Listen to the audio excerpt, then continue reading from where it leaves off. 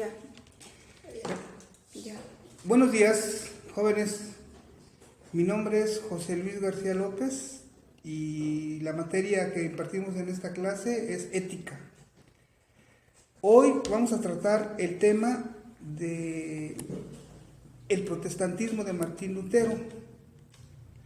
El objetivo de esta clase es que ustedes se den cuenta que los actos morales o los actos inmorales no solamente se dan en las personas, sino también se dan en las agrupaciones, se dan en la sociedad.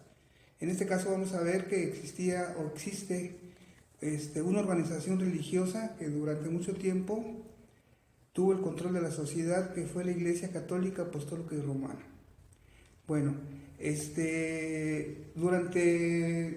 la llamada época oscura en la Europa, la Iglesia Católica Apostólica y Romana tenía el dominio sobre la mayor parte de la sociedad, del dominio económico, el dominio social. La Iglesia era extremadamente rica, participaba no solamente en los actos religiosos, sino también participaba en la política, tenía influencia sobre los reyes. A esa época se le llamó la época oscura o el oscurantismo.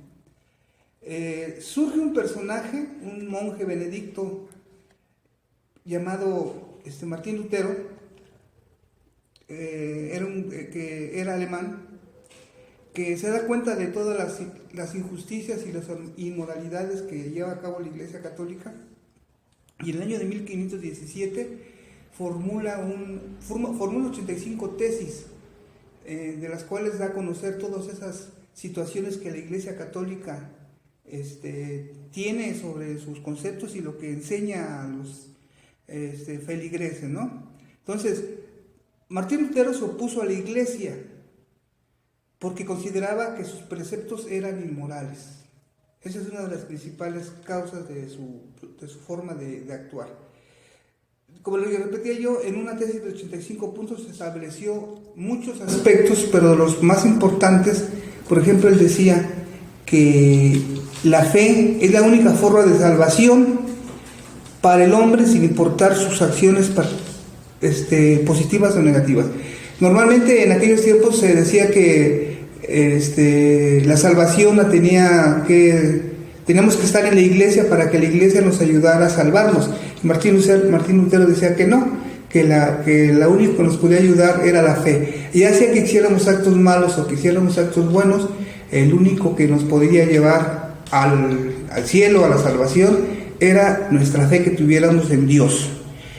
También establecía que las escrituras son la única regla de fe, que las escrituras estaban por encima de la iglesia y por encima de los sacerdotes, que los sacerdotes y ministros religiosos no tenían nada que ver con lo que tenía que ver con Dios, que las escrituras estaban por encima de todos ellos.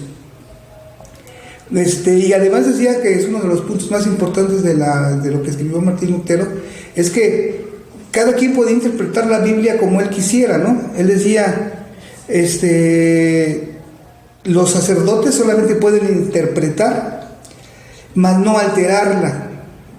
Ellos podían interpretar como quisieran, pero la Biblia no se podía alterar.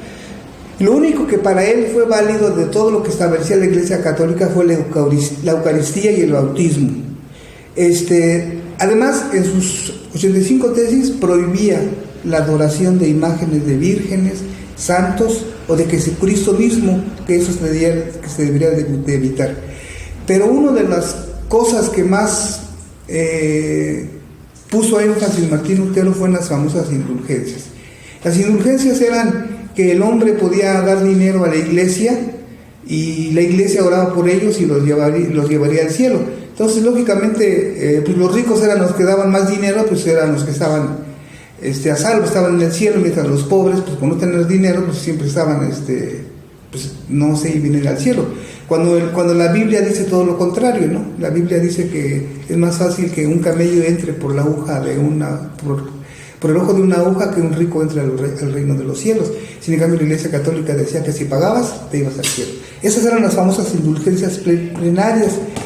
todo ese movimiento de no estar de acuerdo con la Iglesia Católica se forma lo que se llama la Iglesia Protestante. Y de la Iglesia Protestante pues surgen más organizaciones, ¿no? Como las iglesias anglicanas, las evangélicas, las presbiterianas, que son iglesias que siguen todas las normas de Martín Lutero. También va a aparecer Juan Calviño, que establece otro tipo de normas en el protestantismo. Y una de las cosas que decía Martín Lutero era lo que se refería al Papa. Decía que si el Papa, que tenía más dinero que cualquier rico, él podía construir las iglesias y no hacer que los feligreses las construyeran, porque la mayor parte de las iglesias que son construidas por los feligreses, no por la cooperación de ellos. Aún en la actualidad sucede ese acontecimiento. De la iglesia protestante pues se establecieron normas morales diferentes.